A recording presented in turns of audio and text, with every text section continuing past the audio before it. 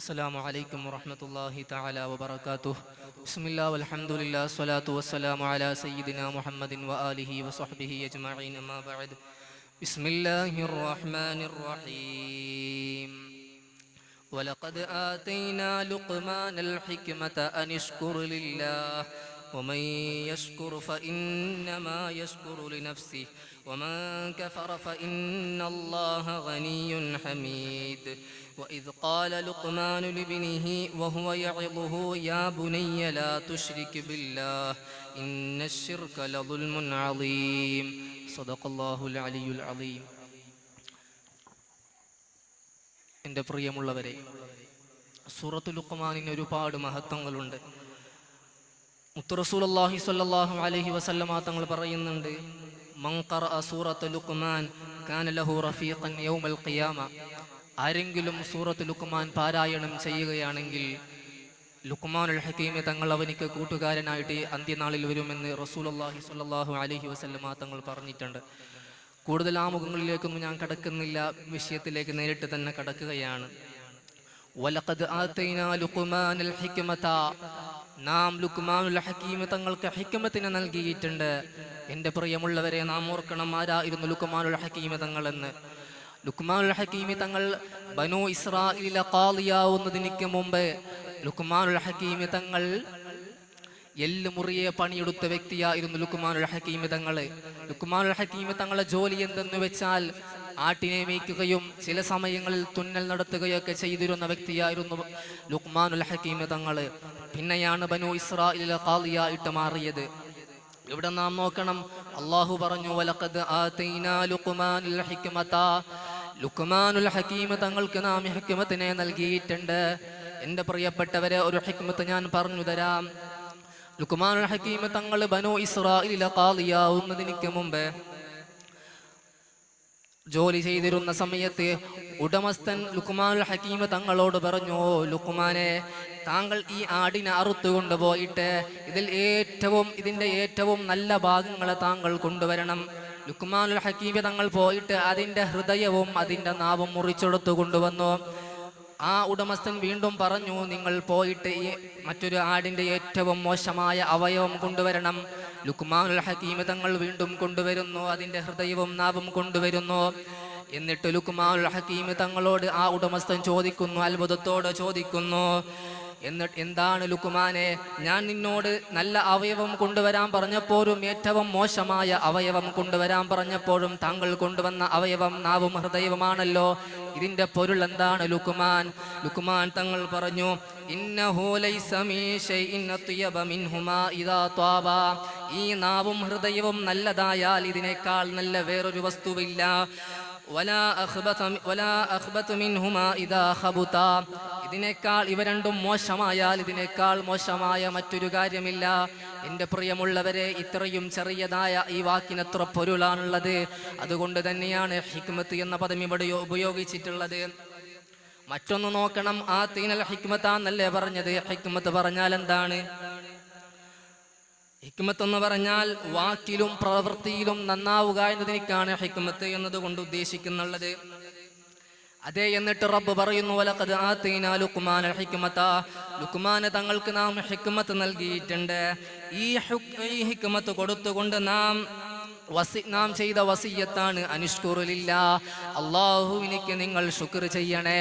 എൻ്റെ പ്രിയമുള്ളവരെ, ശുക്റുൽ മുൻഇമി വാജിബല്ലേ? അതേ, നിഅമത്ത് ചെയ്ത ആൾക്ക് ശുക്ർ ചെയ്യുക എന്നുള്ളത് നിർബന്ധമായ കാര്യമല്ലേ? നമുക്ക് നമ്മുടെ റബ്ബ് എന്തൊക്കെ നിഅമത്തുകളാണ് വാരിക്കോരി തന്നിട്ടുള്ളത്, അതിനൊക്കെ നാം അനുഗ്രഹം ചെയ്യേണ്ടവരല്ലേ?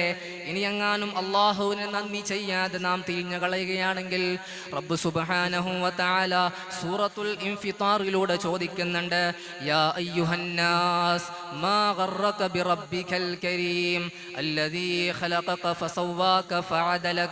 ഹേ മനുഷ്യ, നീ അല്ലാഹുവിനെ കൊണ്ട് വഞ്ചിതനാവുകയാണോ? എങ്ങനെയുള്ള റബ്ബാണവൻ? അവൻ നിന്നെ പടച്ചവനല്ലേ? പടച്ച് നേരെയായ രൂപത്തിൽ പടച്ച റബ്ബിനെ കൊണ്ട് തന്നെ നീ വഞ്ചിതനാവുകയാണോ? എൻ്റെ പ്രിയമുള്ളവരെ, റബ്ബിനിക്ക് നാം ശുക്ർ ചെയ്യണം.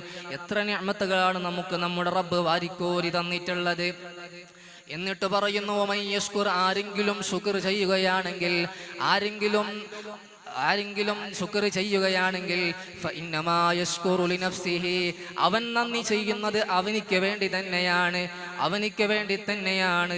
അതേ മറ്റൊരു സൂറത്തിലൂടെ റബ്ബ് പറയുന്നുണ്ടല്ലോ, വമൻ അബ്സറ ഫലിനഫ്സിഹി വമൻ അമിയ വഅലൈഹ, ആരെങ്കിലും കൺതുറന്ന് നോക്കുകയാണെങ്കിൽ, കാര്യങ്ങളൊക്കെ മനസ്സിലാക്കി ഗ്രഹിച്ചും അള്ളാഹുവിനെ മനസ്സിലാക്കുകയാണെങ്കിൽ, അതങ്ങനെ മനസ്സിലാക്കുന്നത് ഫലിനഫ്സിഹി, അത് അവൻ്റെ നഫ്സിനക്ക് തന്നെയാണ് ഗുണം.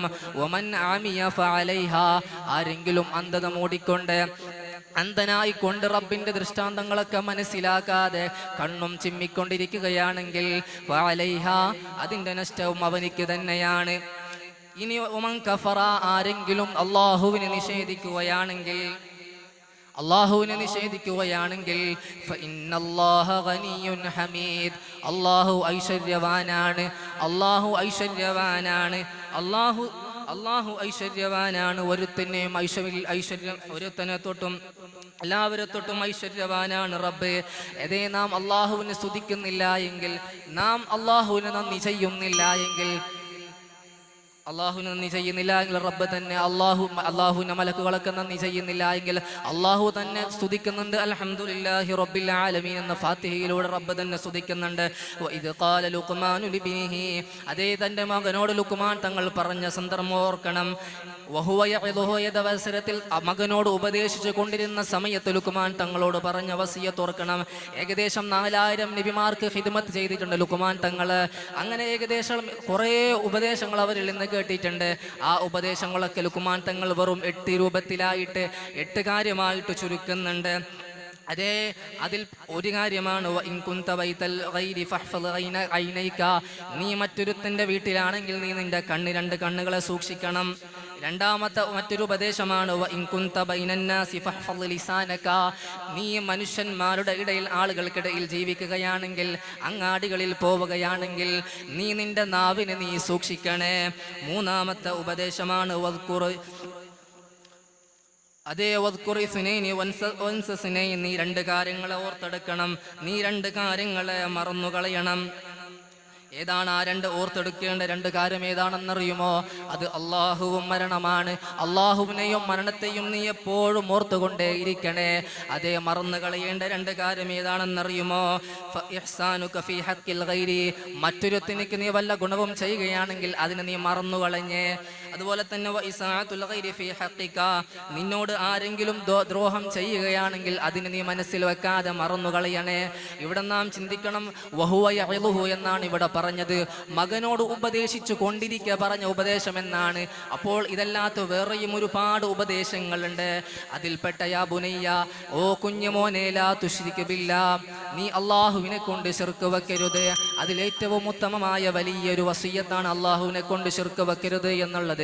കാരണം ഇന്ന ശിർക ലളുൽമുൻ അളീം, ശിർക്ക് എന്നുള്ളത് വണ്ണമായൊരു കാര്യമാണ്. അതുകൊണ്ട് നാം അള്ളാഹുവിനെ വേണ്ട വിധത്തിൽ പഠിച്ച് മനസ്സിലാക്കി ജീവിക്കണം. നാഥൻ തൗഫീഖ് നൽകുമാറാവട്ടെ. ആമീൻ യാ റബ്ബൽ ആലമീൻ എന്ന് മാത്രം പറഞ്ഞുകൊണ്ട് ഞാൻ നിർത്തുന്നു. വആഖിറു ദഅവാനാ അൽഹംദുലില്ലാഹി റബ്ബിൽ ആലമീൻ. അസ്സലാമു അലൈക്കും വറഹ്മത്തുള്ളാഹി വബറകാതുഹു. Horizon Quran speech.